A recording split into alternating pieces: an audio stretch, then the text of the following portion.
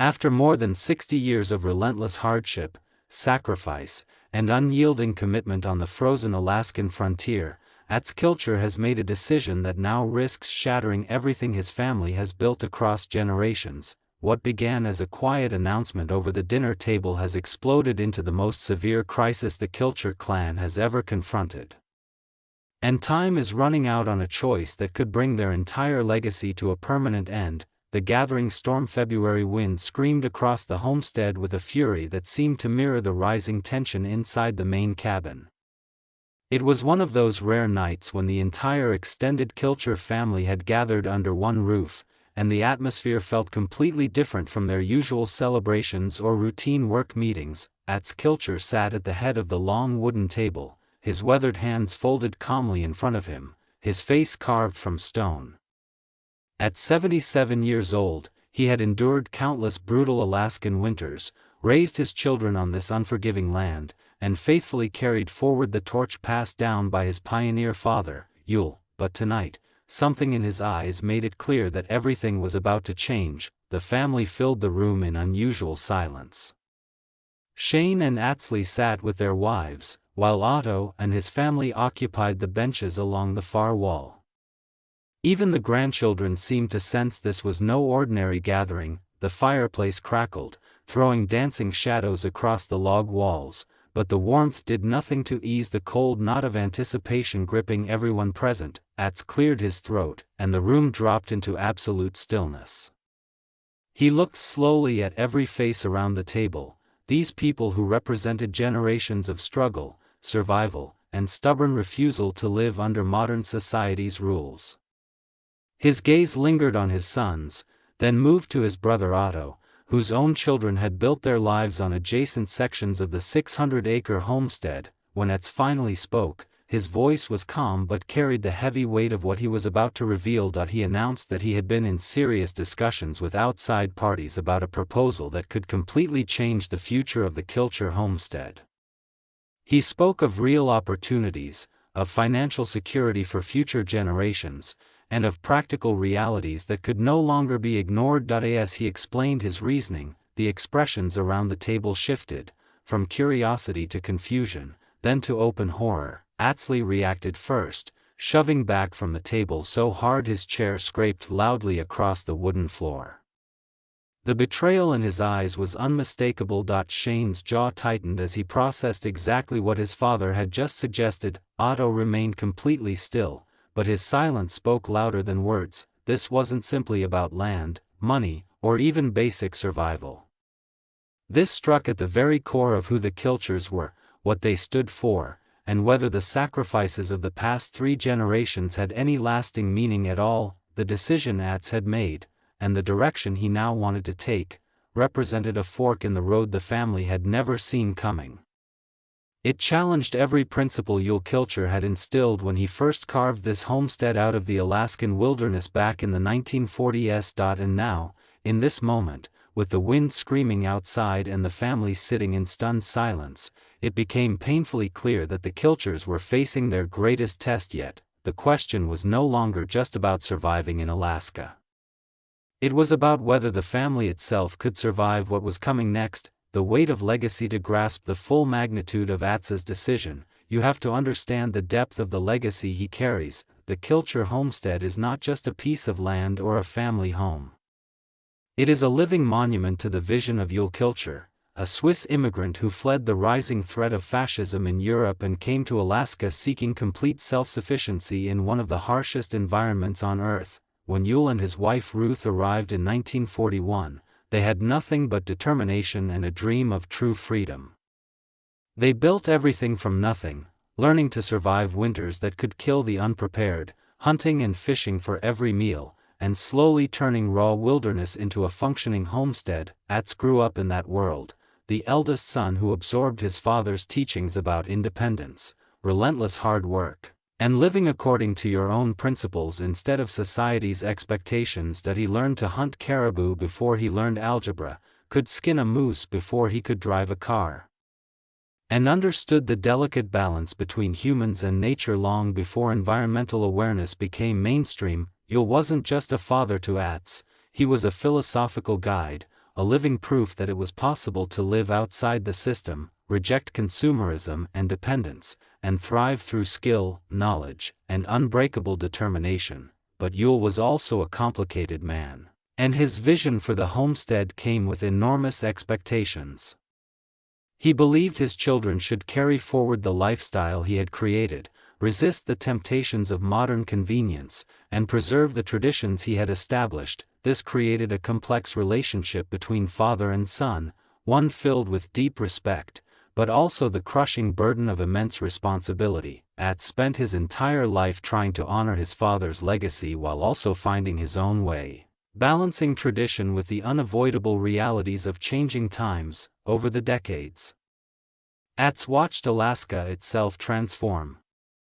The wild, largely unexplored state he grew up in became increasingly developed.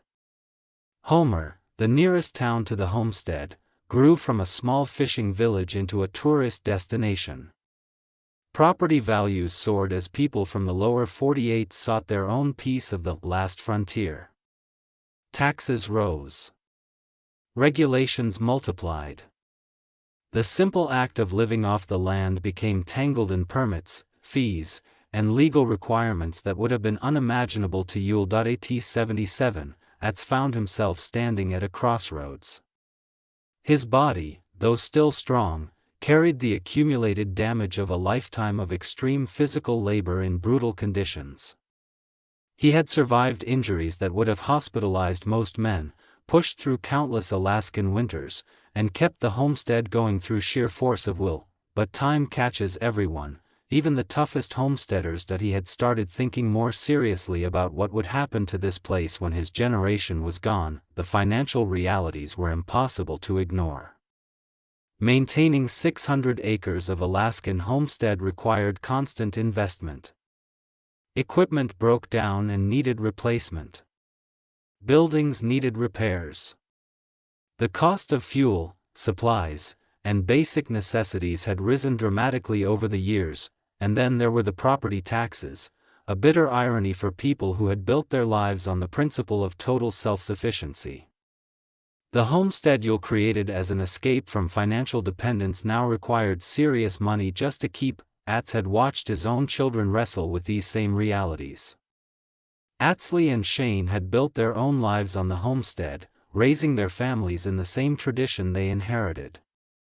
But he also saw the challenges they faced, the constant juggling of homestead work with the need to generate income, the difficulty of maintaining aging buildings and equipment, and the increasing complexity of simply existing in this place. The television show that documented their lives provided income, but it also highlighted the growing gap between the romantic vision of homestead living and its harsh daily realities. Atz knew, even as he considered the proposal, that this kind of practical thinking would be seen as betrayal by those who held a more purist vision of what the homestead should be. Fractured foundations.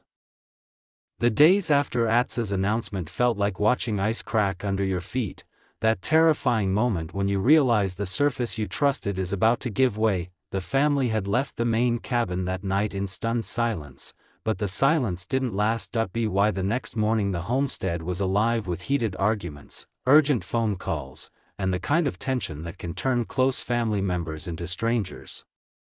Atzley paced the length of his own cabin, his mind racing through everything his father had said. Of all Yule's grandchildren, Atzley had perhaps most completely embraced the homestead lifestyle. He had survived a near-fatal fall that left him with injuries that would have driven most people to easier lives, yet he fought his way back and returned to the land. His commitment wasn't just philosophical, it was physical, written in scars, calluses, and the determined set of his jaw. The idea that his father would even consider compromising the homestead felt like a personal betrayal, a suggestion that all the sacrifice had been meaningless. His wife watched him struggle with the news, understanding that this was about far more than land or money. This was about identity. Atzley had built his entire sense of self around being a Kilcher, around preserving the traditions that stretched back through his father to his grandfather. If those traditions were negotiable, if they could be traded away for financial security or convenience, then what did that say about the life he had chosen? What did it say about the accident he survived, the pain he endured, the modern comforts he rejected? Shane's reaction was different but just as intense. As the eldest son of a famous father, Shane had always felt the pressure to prove himself worthy of the Kilcher name. He had built his own section of the homestead, raised his children here, and taught them to hunt, fish, and survive. He took pride in passing down the skills his father taught him, in showing his kids there was another way to live beyond suburbs and shopping malls. Atz's decision felt like his father was pulling the rug out from under everything Shane had built his life around. The practical side of Shane's mind understood some of his father's reasoning. He knew the financial pressures, he had felt them himself. He knew maintaining this lifestyle grew harder every year, that the gap between the romantic ideal and harsh reality kept widening, but acknowledging those facts felt like surrender, like admitting defeat. The Kilcher way had always been to find solutions through hard work and ingenuity, not to compromise core principles for easier paths. Otto's reaction was perhaps the most layered. As Atz's younger brother, Otto had his own relationship with their father's legacy and his own vision for the homestead. Over the years, Otto had proven more adaptable than Atz in some ways, more willing to embrace certain modern conveniences when they served practical purposes.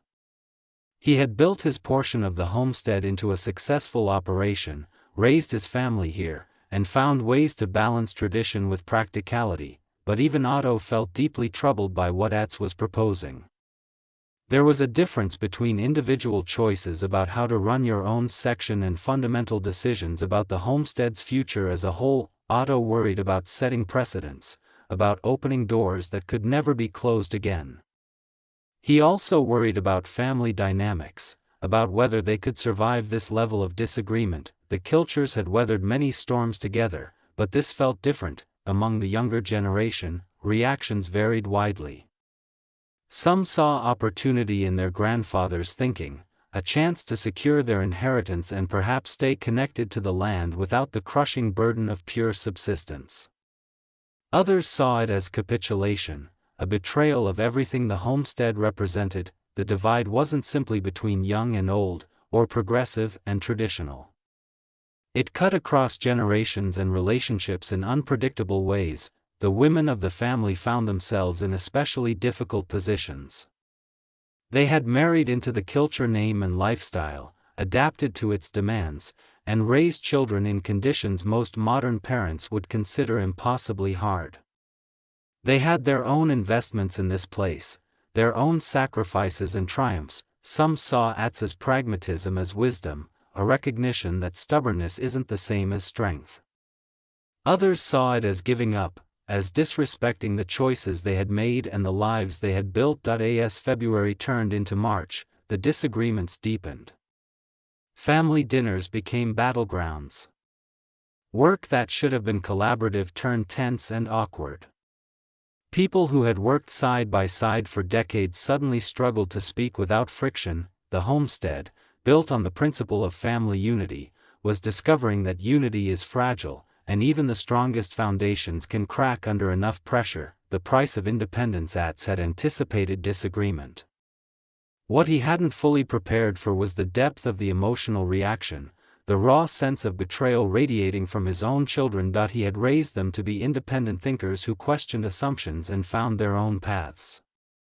Now that independence was turning back on him, and the weight of it was heavier than he had imagined. He found himself defending his position in conversations that felt more like trials than discussions. Atsley confronted him one cold morning in the main cabin, laying out his objections with the passionate intensity that reminded Atz of himself at that age. His son argued that accepting outside money or partnerships, even from conservation groups, meant giving up control. It meant allowing people who didn't understand the homestead, who had never lived here or bled here, to influence its future. It meant compromising the very independence Yule had sought when he first came to Alaska. Atz listened to his son's arguments and felt the familiar frustration of being misunderstood. He tried to explain that independence didn't mean isolation, that accepting help or forming partnerships didn't mean surrendering autonomy. He pointed out that Yule himself had not been a purist, had accepted help when needed and adapted to circumstances, but even as he made these points, Atz could see they weren't landing. The gap between his perspective and his son's was wider than logic could bridge. The conversation with Shane was equally difficult but different in tone. Shane approached his father with a mixture of anger and hurt, wanting to understand how the man who taught him to never quit could now be talking about compromise. Shane's questions cut deep because they came from genuine confusion rather than pure opposition. He asked his father when the struggle had become too much, at what point the vision had changed, whether all the stories about perseverance and determination had been just that, stories. Atz tried to help Shane see that this wasn't about quitting, but about ensuring continuity. He explained that the homestead faced real threats, that property taxes alone could force a sale if they weren't careful, and that without planning, the family could lose everything when his generation passed. That he argued that being responsible for future generations meant making hard choices now, even unpopular ones, to prevent worse outcomes later. But Shane heard something else in his father's words. He heard doubt, a loss of faith in their ability to maintain the pure vision. He heard his father suggesting they weren't strong enough, not capable enough to continue as Yule intended, and that hurt worse than any physical injury Shane had ever suffered on the homestead. The confrontation with Otto carried a different weight, because it was between brothers who had spent a lifetime both cooperating and competing, supporting and challenging each other. Otto didn't attack Atz's reasoning so much as question his timing and his process. Why now? Why this particular offer? Why hadn't he involved the family more deeply before presenting what felt like a done deal? These questions forced Atz to confront uncomfortable truths about his own behavior. He had to admit that part of him had avoided family discussions because he knew there would be opposition, because he wanted to work through the details first, and because, at some level, he still saw himself as the patriarch whose decisions should carry special weight. The realization that he had been somewhat autocratic in his approach didn't make the situation easier. The emotional toll of these confrontations began to show. Atz found himself sleeping poorly, replaying conversations in his mind, questioning decisions he had thought were solid. He caught himself being short-tempered with people who didn't deserve it, withdrawing from family interactions that used to bring him joy. The weight of disapproval from his children sat heavily on his shoulders, heavier than the physical burdens he had carried for decades. There were moments when Atz wondered if he should just drop the whole thing, tell everyone he had changed his mind and return to the status quo.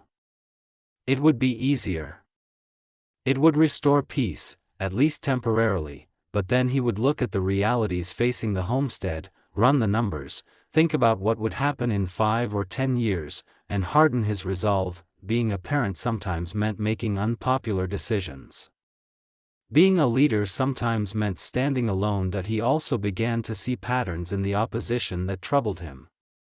Some resistance came from genuine philosophical commitment, but some seemed rooted in fear of change itself, in romantic idealization of the past, or in an inability to face hard truths. Atz loved his family deeply, but he also recognized that strong principles could sometimes harden into rigid thinking, that commitment to tradition could become resistance to necessary evolution. The question that haunted Atz in quiet moments was whether he was being brave or foolish, visionary or deluded, responsible or reckless. That he had spent his entire life trusting his judgment, making tough calls and living with the consequences. But this decision felt different, because the consequences would reach far beyond himself and would shape the family for generations. Unlike most homestead decisions where right and wrong were clear, this one existed in shades of gray that refused to resolve into clarity. When tradition meets transformation. As March progressed and the Alaskan landscape slowly emerged from winter's grip, the family arguments evolved from heated explosions into something more sustained and complex. The initial shock had worn off, replaced by the difficult work of actually grappling with what Atz's proposal truly meant. This phase was, in some ways, harder than the immediate aftermath, because it required everyone to move beyond raw emotion and think through the real implications. A series of structured family meetings was organized, this time with more preparation and less ambush than Atz's initial announcement. These gatherings took place in the main cabin, with the extended family seated around the same table where generations of Kilchers had shared meals, made plans, and settled disputes. The atmosphere was tense but more controlled, people making genuine efforts to listen even when they disagreed. Atz presented the details of what he had been considering. The proposal involved partnering with a conservation trust that would place large portions of the homestead under permanent protection from development.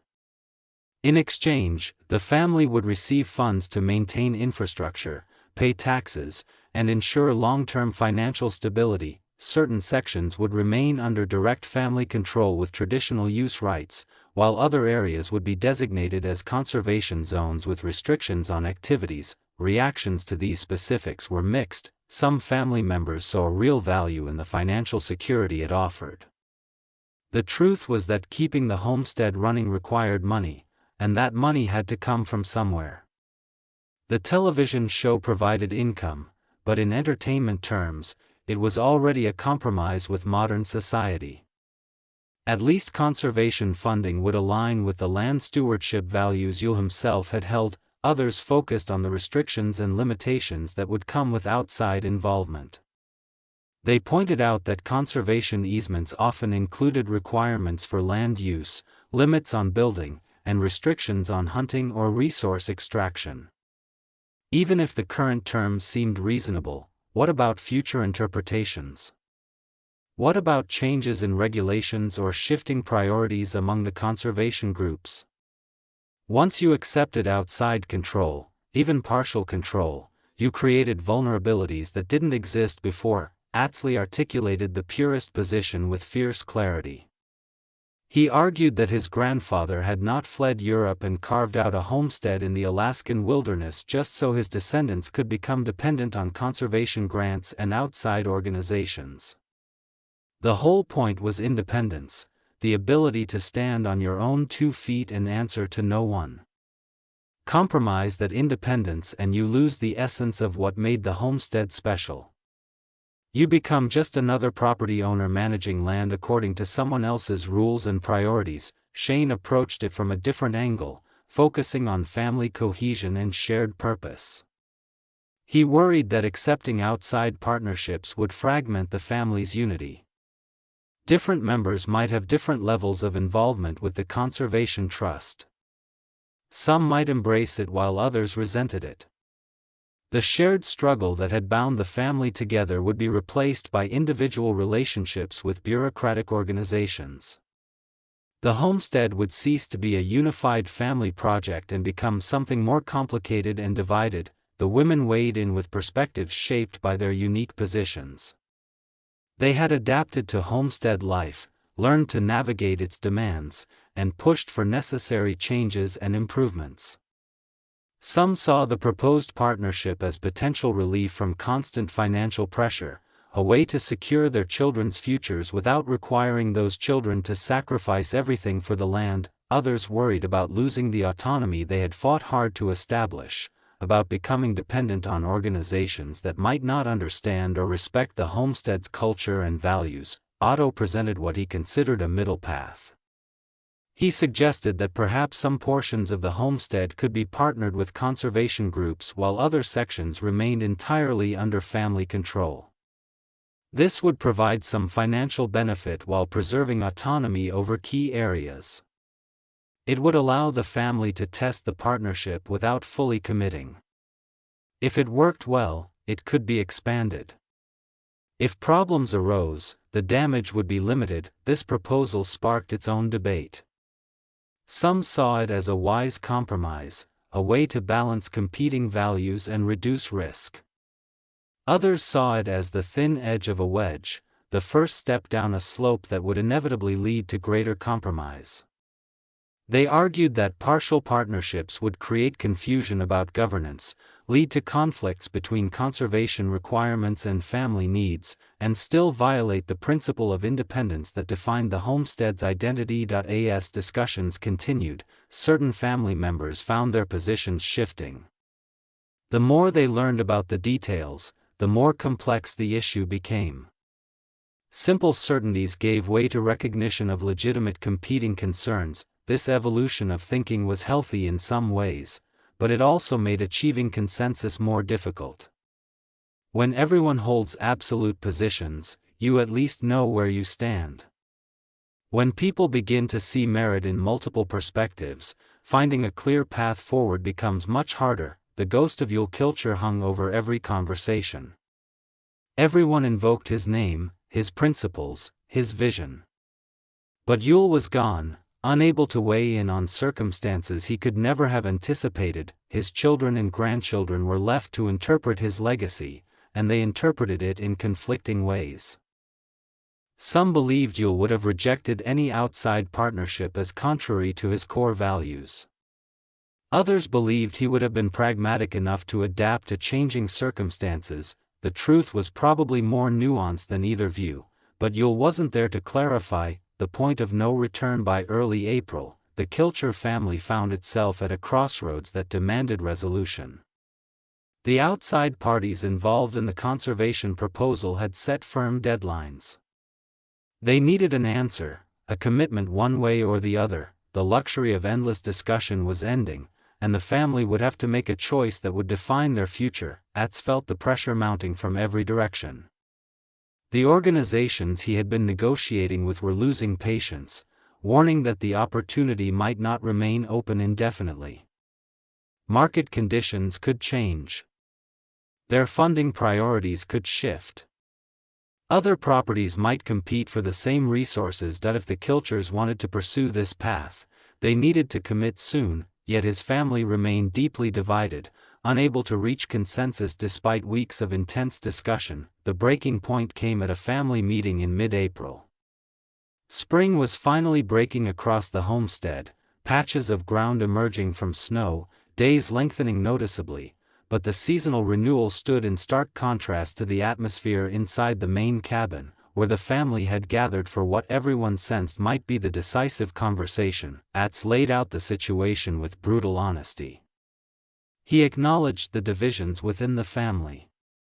He admitted his initial handling had been flawed, that he should have involved everyone earlier. But he also insisted the core issues remained valid. The homestead faced real financial challenges that would only worsen over time. Without a plan, without securing resources and establishing partnerships now, they risked losing everything later. He asked the family to consider whether their opposition was based on practical alternatives, or on emotional attachment to an ideal that might no longer be sustainable. Atsley responded with equal intensity. He acknowledged the financial pressures but argued that accepting them as insurmountable was a failure of imagination and will. The Kilchers had always found ways to solve problems through hard work and creativity. They had survived winters that killed others, recovered from accidents that should have been fatal, and maintained a lifestyle the modern world said was impossible. Giving up that struggle now, accepting they couldn't continue without outside help, meant admitting defeat. It meant declaring that Eiv's vision was no longer viable, that the sacrifices of previous generations had been for nothing. The room erupted into overlapping arguments, multiple family members trying to speak at once. Shane supported his brother's position, insisting that if they had to compromise the homestead's independence, they might as well sell it entirely. Otto tried to mediate, urging everyone to calm down and think rationally rather than emotionally. The wives added their perspectives, some supporting their husbands, others pushing back against what they saw as masculine pride preventing practical solutions. In the midst of the chaos, one of the younger family members spoke up, her voice cutting through the noise. She pointed out that everyone was talking about Eiv's vision, Atz's decision, and the family's principles, but nobody was talking about the land itself. The homestead wasn't just a symbol, a legacy, or a philosophical statement.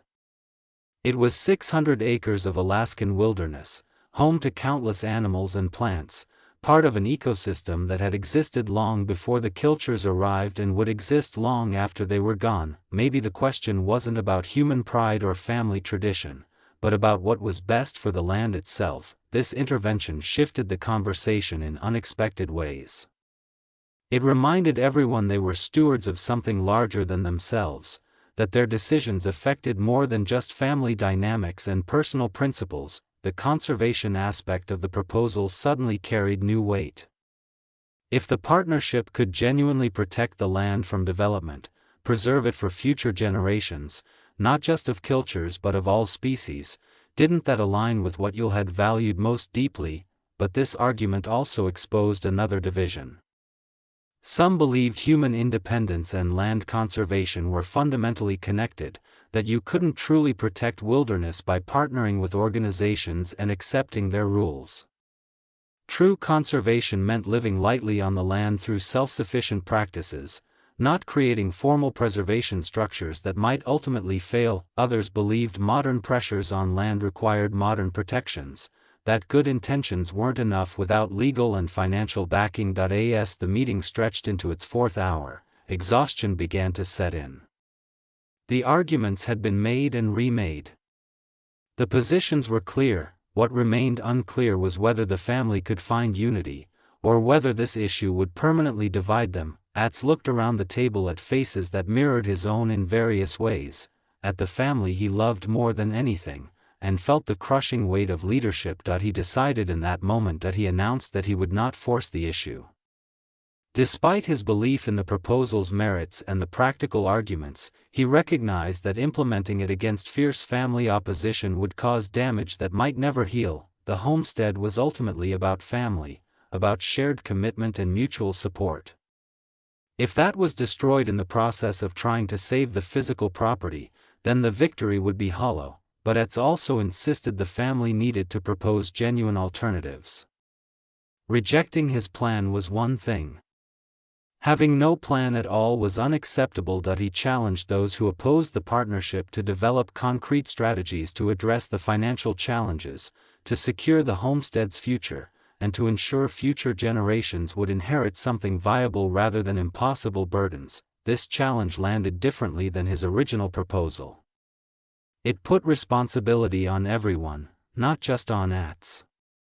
It transformed the conversation from attacking a specific plan to building collective solutions. It was not capitulation, but reframing. An acknowledgement that the old patriarch model, where one person decided for everyone, had to evolve into something more collaborative. The immediate crisis passed, but everyone understood nothing was truly resolved. The fundamental tensions remained. The hard questions about balancing tradition with practicality, independence with sustainability, individual vision with collective need still demanded answers. The Kilcher family had stepped back from the brink of permanent division, but they had not found solid ground. They had simply bought themselves more time to figure out whether such ground even existed. The Kilcher family struggle. The Kilcher family's conflict represents something far larger than one homestead in Alaska. It reflects the challenge every generation faces, honoring the past while adapting to the future. As this story continues to unfold, the central question remains: can strong principles coexist with necessary evolution? What do you think the Kilchers should do? Share your thoughts in the comments below. And don't forget to subscribe for updates on how this pivotal moment resolves and what it means for Alaska's last frontier family.